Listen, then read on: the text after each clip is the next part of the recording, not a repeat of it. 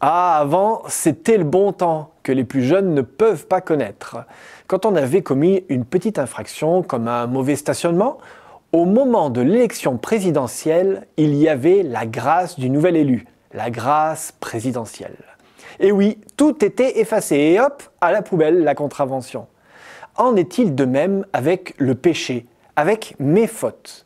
Avec Bernard et Lucas, sur notre chaîne Adventiste FFS, nous allons parler de l'expérience du salut que l'on appelle la grâce.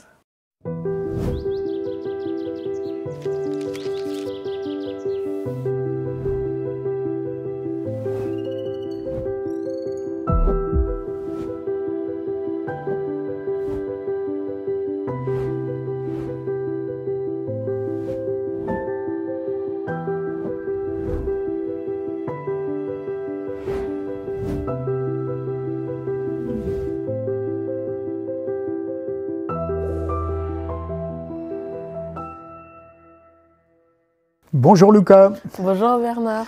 Alors si j'ai bien compris, c'est le dernier jour avant les vacances? Oui. Ouais, t'apprécies les vacances, je suppose. Oui, j'adore. Eh ben c'est bien. N'empêche qu'on va continuer notre petite série sur les croyances telles que l'Église adventiste les formule, et on va arriver à un sujet qui nous implique en fait. Qu'est-ce qui se passe lorsqu'on devient chrétien? Qu'est-ce que c'est que cette expérience du salut que nous sommes invités à vivre en acceptant tout ce que Jésus a fait? Alors, on va écouter le texte comme chaque fois. Le Christ qui n'a pas connu le péché, Dieu, dans son amour infini et sa miséricorde, l'a fait pécher pour nous, afin que nous devenions en lui justice de Dieu. Sous l'influence du Saint-Esprit, nous prenons conscience de notre besoin.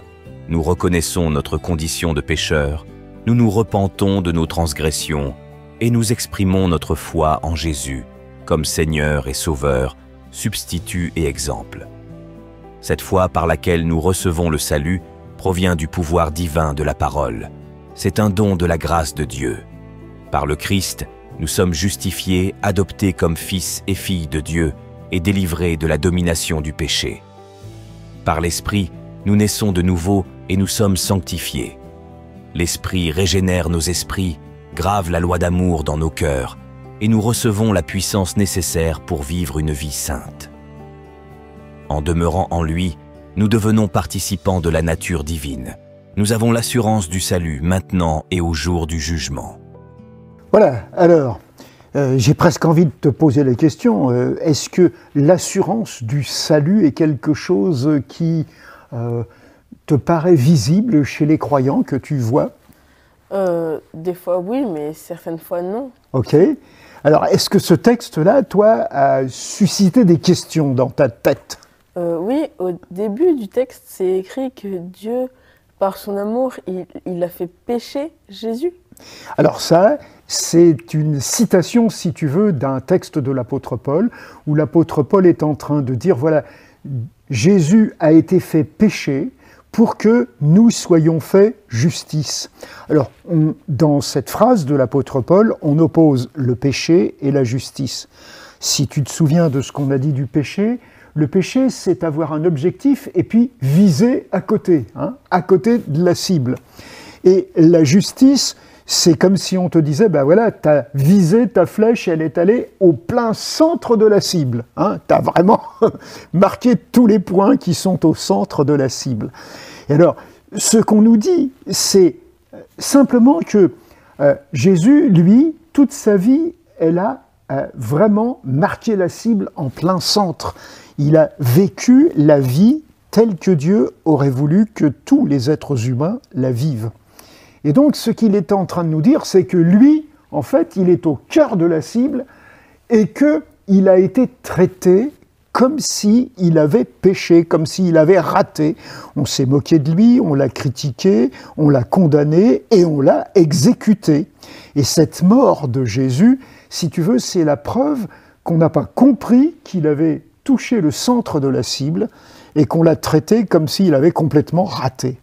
Et donc c'est ça que l'apôtre Paul est en train de nous dire. Lui, il a été traité comme un pécheur alors qu'il était juste.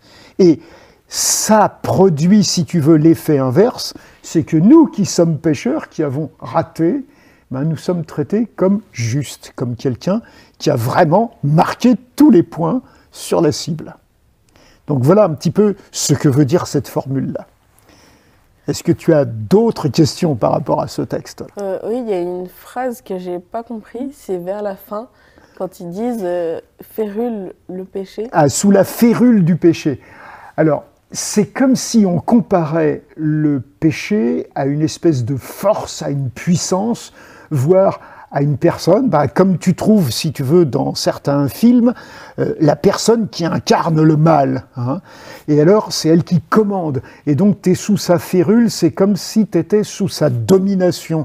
Tu es obnubilé, tu es pris dans son piège, et tu es quasiment obligé de faire ce qu'il t'impose. Alors, ce que peut nous arriver, à nous, êtres humains, c'est d'avoir à certains moments cette impression, voilà, je veux faire ça, et c'est d'ailleurs ce que dit l'apôtre Paul dans un de ses textes. Moi, je voudrais faire le bien, mais je n'y arrive pas, je fais le mal. Et donc, j'ai l'impression d'être comme le prisonnier d'une force qui est plus forte que moi, et qui m'oblige à faire ce que je ne veux pas. Alors, ce que ce texte était en train de nous dire, c'est que quand on ressent cette expérience-là, eh bien, Dieu nous libère. Ce que Jésus a fait nous dit, attends, tu trouves qu'il y a une force qui te domine, qui est plus forte que ta propre volonté, ben moi je te dis que je suis encore plus fort que ça, et tu peux entrer, si tu veux, en collaboration avec moi, et ma force à moi va agir dans ta vie, et tu vas pouvoir être plus fort que cette force qui te domine et qui te contraint quelque part à faire ce que tu ne voudrais pas faire. Et en quelque sorte, c'est une façon de dire que le Christ nous libère de la puissance du mal et nous permet de nous orienter vers le bien. Donc, si je reprends l'image de la cible, de bien viser le cœur de cible. Hein? D'accord. Autre question. Eh ben, je me demandais, c'est écrit aussi que c'est grâce au Saint-Esprit qu'on peut être... je ne sais plus comment il le formule, mais... Alors, c'est vrai que quand on a parlé du Saint-Esprit, je t'ai dit, tu vois, si on peut résumer un peu, sans exagérer, que la première partie de l'histoire, c'est le Père qui intervient le plus, puis la deuxième partie, quand Jésus est là sur la terre, c'est le Fils. Maintenant, pour nous qui vivons après le Christ, nous ne le verrons pas, nous ne pourrons pas le toucher. Le Père nous paraît tellement mystérieux, inaccessible, même si on l'appelle Père. Le Saint-Esprit, lui, il vient en nous. Alors si tu veux, pour comprendre ça, on va lire une petite histoire dans la Bible. Hein, et ça se trouve dans le livre des Actes des Apôtres, où on nous raconte justement comment des gens sont devenus des chrétiens au tout début de l'histoire du christianisme. C'est dans le livre des Actes au chapitre 16, et là, on va nous raconter une histoire. Écoute. Ensuite, il les fait sortir et leur demande « Messieurs, qu'est-ce que je dois faire pour être sauvé ?» Ils lui répondent « Crois au Seigneur Jésus, alors tu seras sauvé, toi et ta famille. » Il lui annonce la parole du Seigneur à lui et à tous ceux qui vivent dans sa maison. Au même moment, en pleine nuit, le gardien emmène Paul et Silas et lave leurs blessures. Aussitôt, il reçoit le baptême, lui et toute sa famille. Il fait monter Paul et Silas dans sa maison et leur offre à manger. Avec toute sa famille, il est rempli de joie parce qu'il a cru en Dieu. Voilà, alors dans cette histoire, il s'agit de deux apôtres, l'apôtre Paul et son compagnon qui s'appelle Silas. Ils ont été mis en prison dans une ville qui se trouve au nord de la Grèce, à Philippe. Et dans cette prison, il y a un gardien et il y a eu un tremblement de terre et le gardien croit que tous les prisonniers en ont profité pour s'évader. Et il a l'intention de se donner la mort parce qu'il est responsable légalement de tous ces prisonniers. Et l'apôtre Paul va lui dire « Non, non, on est tous là, on ne s'est pas enfui, rassure-toi, ne te tue pas, ne te fais pas de mal. » Et c'est à ce moment-là que le récit qui vient de nous être lu commence. Et alors, il entre et il demande, mais moi, qu'est-ce que je dois faire pour être sauvé? Et tout l'intérêt, si tu veux, de cette petite histoire qu'on a lue, c'est d'essayer de comprendre ce qui se passe. Paul lui dit, si tu veux être sauvé, crois au Seigneur Jésus. Première étape, croire, faire confiance, être attentif à ce qu'on t'a expliqué sur Jésus et te dire, waouh, si ça c'est vrai, moi j'y crois. Deuxième étape, il va dire, eh ben, je vais t'expliquer en quoi ça consiste, et il explique en quoi consiste la mission que Jésus a eue. C'est un petit peu ce qu'on a fait la dernière fois quand on a échangé ensemble. Et puis après ça, il lui dit, il va être baptisé. Alors, je ne sais pas si tu te souviens de ça, mais Jésus lui-même a été baptisé par Jean-Baptiste. Hein. Mais Jean-Baptiste disait, moi, je vous baptise dans l'eau, mais celui qui vient après moi, Jésus, lui, il va vous baptiser dans l'Esprit. C'est-à-dire que quand on est baptisé, on dit à Dieu, écoute, je considère que je ne veux plus vivre comme avant, je veux vivre une nouvelle vie, envoie-moi ton esprit pour que je naisse de nouveau, comme dit Jésus à Nicodème dans l'évangile de Jean. Et donc cette personne va commencer une nouvelle vie qui est dirigée par l'esprit. Et c'est ça, si tu veux, qui fait qu'on va dire, c'est l'esprit qui te permet de commencer une nouvelle vie. Et cette nouvelle vie, alors c'est intéressant parce que tu vois, au début, ce gardien de prison, il avait envie de se tuer parce qu'il se sentait responsable de la disparition de tous les prisonniers. Et puis, Paul le rassure, et puis il va lui dire, voilà, maintenant tu peux croire en Jésus, être baptisé. Et qu'est-ce qu'il fait, le gardien? Il invite Paul et Silas à manger chez lui, et on nous dit que ça se termine dans une grande joie, parce que justement, ce gardien de prison et toute sa famille se sentent sauvés. Et c'est ça, si tu veux, qui est cette démarche qui permet de devenir chrétien.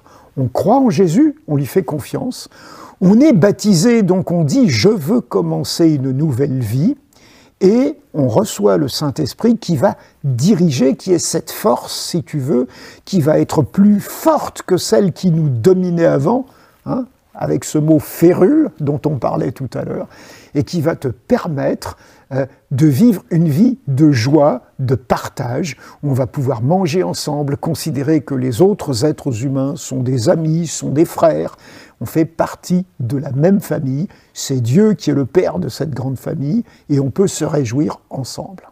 Voilà un petit peu comment on pourrait résumer cette affaire-là. Mais tu crois que le Saint-Esprit, il était déjà présent dans l'homme quand il l'a demandé comment est-ce qu'il faisait pour être sauvé? Alors si tu veux, moi je prends une image là-dessus, je dis, le Saint-Esprit, il existe indépendamment de nous. Il ne vient pas vivre en nous si on n'est pas d'accord. C'est pas quelqu'un qui va entrer chez toi par effraction, forcer la porte ou casser la fenêtre pour rentrer chez toi. C'est quelqu'un qui va essayer de t'influencer. Et là, il a influencé ce gardien de prison pour qu'il écoute le message de Paul et Silas, pour qu'il l'accepte. Mais une fois qu'il l'a accepté, alors c'est comme si ce gardien de prison lui ouvrait la porte, lui dit « Viens chez moi, viens vivre avec moi, viens m'aider à mener la vie que Dieu souhaiterait. » Tu vois, action depuis l'extérieur, et puis quand tu deviens chrétien, action depuis l'intérieur. Ok ? Ok. Tu vois un petit peu comment ça marche si on essaye de comprendre les images que la Bible nous donne à ce sujet.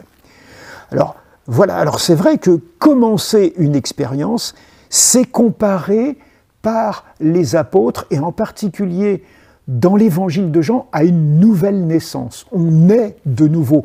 D'ailleurs, tu as peut-être, en fréquentant une église ou une autre, entendu cette chanson qu'on chante des fois à l'occasion de baptême, « Je veux naître de nouveau » ou « Tu peux naître de nouveau, balayer ta vie passée et tout recommencer ». C'est une chanson qui a été inventée, je dirais, pour essayer de faire comprendre que là, on commence vraiment une nouvelle vie. Et ça, c'est cette expérience du salut. Et en principe, c'est une expérience qui est joyeuse. Alors, il peut y avoir des difficultés parce qu'on peut rencontrer des gens qui ne sont pas contents que quelqu'un devienne chrétien. Ça arrive. Hein. Tu rencontres des gens qui sont très fâchés quand d'autres deviennent chrétiens parce qu'ils ont l'impression qu'ils les trahissent. Mais on aura l'occasion de revenir là-dessus lors de nos prochaines rencontres, parce que devenir chrétien, c'est vraiment la première étape d'une nouvelle vie quand on accepte Jésus. Ok, allez, ça me fait plaisir en tout cas de discuter avec toi. On reprendra ça la prochaine fois. Oui. Je te souhaite en tout cas des bonnes vacances, profites-en bien. Merci. Ciao. Salut.